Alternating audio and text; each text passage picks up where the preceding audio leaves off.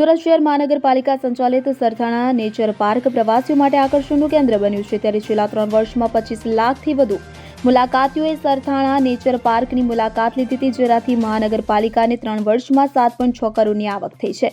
તો હાલમાં ઝૂમાં 54 વિવિધ પ્રજાતિના પ્રવાસીઓ રાખવામાં આવ્યા છે। આ અંગે નેચર પાર્કના ઇન્ચાર્જ સુપ્રિન્ટેન્ડન્ટ ડોક્ટર રાજેશ પટેલે જણાવ્યું હતું કે શહેર મહાનગરપાલિકા સંચાલિત સરથાણા નેચર પાર્ક 81 એકરના વિસ્તારમાં પથરાયેલું છે અને ઉત્તર દક્ષિણ ગુજરાતના પ્રવાસીઓ માટે એક લોકપ્રિય આકર્ષણનું કેન્દ્ર છે।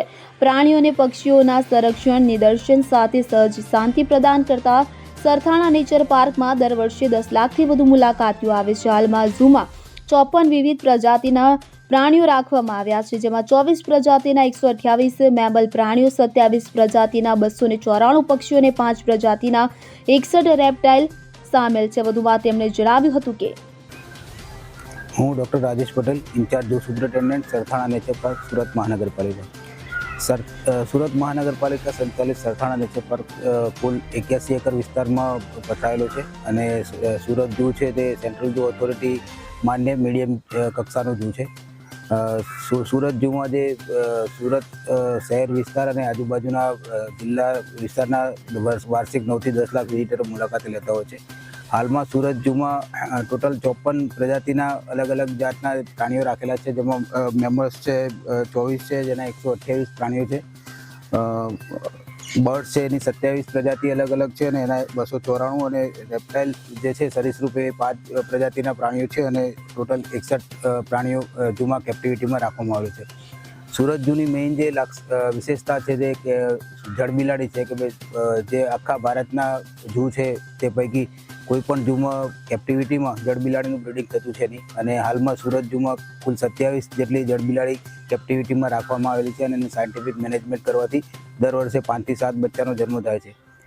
અત્યાર સુધીમાં આપણે સુરત ઝૂમાંથી કુલ 18 જેટલી જળબિલાડી બીજા પ્રાણી સંગ્રહાલયોમાં એક્સચેન્જ પ્રાણી વિનિમય પ્રોગ્રામ હેઠળ આપવામાં આવેલી છે, અને એની સામે આપણને લાયન છે, સફેદ વાઘ છે અને બીજા ઘણા બધા પ્રાણીઓ પ્રાણી વિનિમય પ્રોગ્રામ હેઠળ મેળવવામાં આવેલી છે।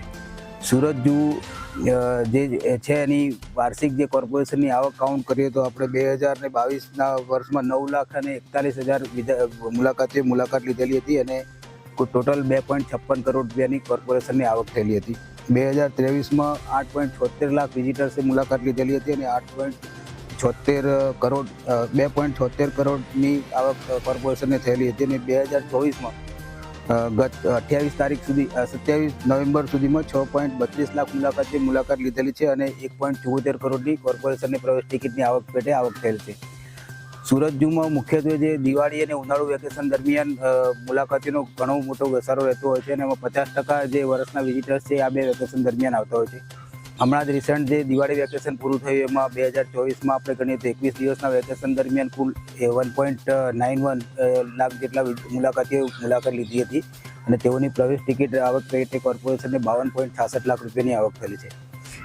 સુરત ઝૂના જે પણ પ્રાણીઓ પક્ષીઓ છે સેન્ટ્રલ ઝૂ ઓથોરિટીના ગાઈડલાઇન અને એના સ્ટાન્ડર્ડ પ્રમાણે કેપ્ટિવિટીમાં નિભાવવામાં આવે છે અને તેનું દર 2 વર્ષે સેન્ટ્રલ ઝૂ ઓથોરિટી દ્વારા મોનિટરિંગ કરવામાં આવે છે અને રેકોગ્નિશન માટે સાઇટ વિઝિટ કરવામાં આવે છે, અને તે દરમિયાન તેઓ દ્વારા જે કંઈ પણ ક્વેરી કે સજેશન હોય છે એનું ઇમ્પ્લિમેન્ટેશન કરવાનું રહે છે અને જે વખતે મહાનગરપાલિકા દ્વારા એને પરિપૂર્ણ કરવામાં આવે છે। હાલ જે ગુજરાતના કોર્પોરેશન રન ઝૂ છે રાજકોટ, બરોડા, અમદાવાદ અને સુરત, એમાં સૌથી સારું કહી શકાય એવું મેનેજમેન્ટ સુરત ઝૂમાં થાય છે અને જે બી પ્રાણીઓ સુરત ઝૂમાં પેરમાં રાખેલા છે તે તમામ પ્રાણીઓનું કેપ્ટિવિટીમાં બ્રીડિંગ થાય છે, એટલે કે જે સુરત ઝૂની આબોહવા છે તમામ પ્રાણીઓને સાનુકૂળ આવે છે, એના લીધે જ દરેક મોટાભાગના પ્રાણીઓમાં બ્રીડિંગ થાય છે।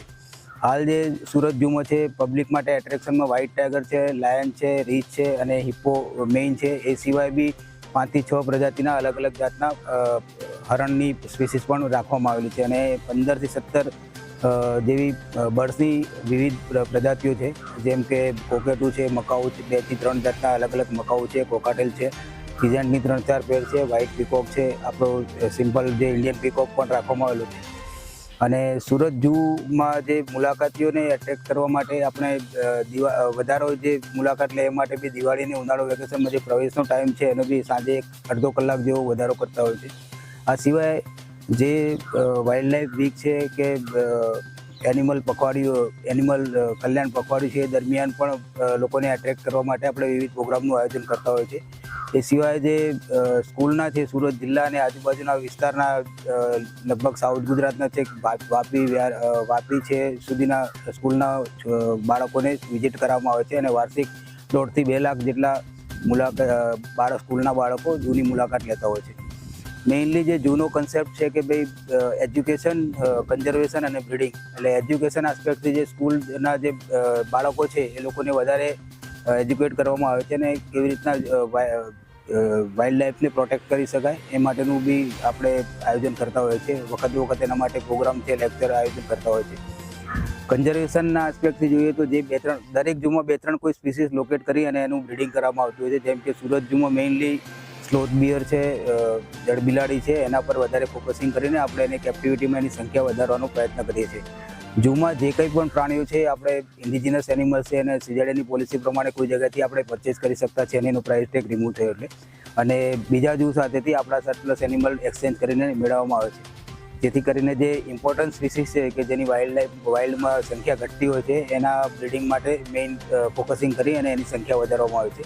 એના કારણે જે આપણે જોડે વધારે સારી સ્પીસીસના જાનવરો એક્સચેન્જ થઈને બીજી ઝૂમાંથી આપણને સારા પ્રાણીઓ મળી રહે છે. તો પ્રાણી સંગ્રહાલયની વાર્ષિક આવક પર નજર કરીએ તો વર્ષ 2022માં 9.41 લાખ પ્રવાસીઓએ ઝૂની મુલાકાત લીધી હતી, જેની કિંમત રૂપિયા 2.56 કરોડની આવક થઈ હતી. વર્ષ 2023માં 8.78 લાખ પ્રવાસીઓ અને રૂપિયા 2.76 કરોડની આવક. 2024માં અત્યાર સુધીમાં 6.32 લાખ પ્રવાસીઓ અને 1.74 કરોડની આવક થઈ. એટલે કે કહી શકાય કે 3 વર્ષમાં મહાનગરપાલિકાને 7.6 કરોડની આવક થઈ છે. ખાસ કરીને દિવાળી અને ઉનાળુ વેકેશનમાં પ્રવાસીઓનો ખૂબ ઘસારો રહે છે. ત્યારે પ્રાણી સંગ્રહાલયના ગાઈડ હિના પટેલે જણાવ્યું હતું કે પ્રાણી સંગ્રહાલયનો મુખ્ય ઉદ્દેશ્ય બાળકોમાં વન શિક્ષણ અને પ્રકૃતિ પ્રત્યે રસ જગાવવાનો છે. આ માટે વર્ષ દરમિયાન વિવિધ શૈક્ષણિક અને જાગૃતિલક્ષી પ્રવૃત્તિઓનું આયોજન કરવામાં આવે છે. શાળાના જૂથમાં આવતા બાળકોને ઝૂ અને સેન્ટ્રલ ઝૂ ઓથોરિટીના ઝૂ સંચાલનમાં ફાળા અંગે માહિતી આપીએ છીએ. ઉપરાંત વન્યજીવ સપ્તાહ દરમિયાન વિદ્યાર્થીઓને નિઃશુલ્ક પ્રવેશ અપાય છે. પ્રવાસીઓની સુવિધા માટે બેટરીથી ચલાવાતા બસ અને દિવ્યાંગ અશક્ત મુલાકાતીઓ માટે વ્હીલચેર જેવી સુવિધા ઉપલબ્ધ છે હોવાનું જણાવ્યું હતું. નરેશ સિમરન સાથે સીન 24 ન્યૂઝ. હવે જુઓ દેશ દુનિયાની તમામ ખબરો તમારી આંગળીના ટેરવે. ઉઠાવો મોબાઈલ અને ગૂગલ પ્લે સ્ટોર પરથી ડાઉનલોડ કરો અમારી CN24 ન્યૂઝ મોબાઈલ એપ.